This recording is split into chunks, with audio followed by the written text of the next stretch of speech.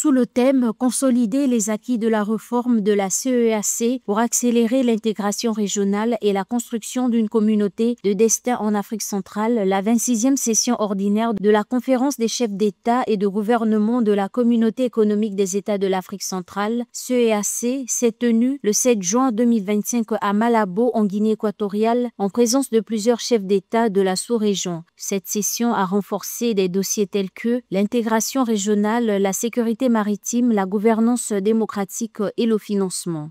Le sommet de la CEEAC s'est tenu avec la prolongation de la présidence de la Guinée équatoriale et le retrait du Rwanda. La Guinée équatoriale est restée par défaut parce que normalement les candidatures sont proposées de façon rotative. C'était le tour du Rwanda. Sauf que le Congo et le Burundi ont recusé la candidature rwandaise parce que ce pays est coupable d'une agression et d'une occupation du territoire d'un des États membres de la Communauté économique des États de l'Afrique centrale, ce qui est contraire au statut de cette organisation sous-régionale.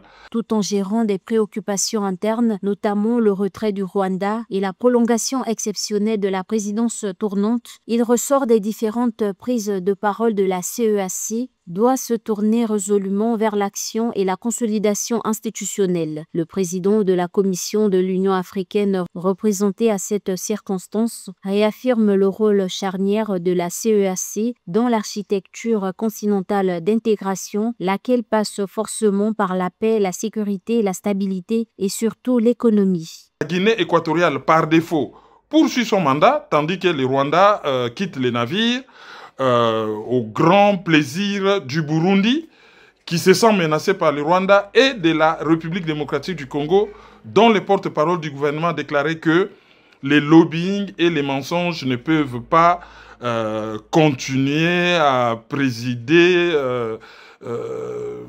les objectifs d'une organisation. Donc, ces ministres s'est réjoui du départ et de l'exclusion du Rwanda.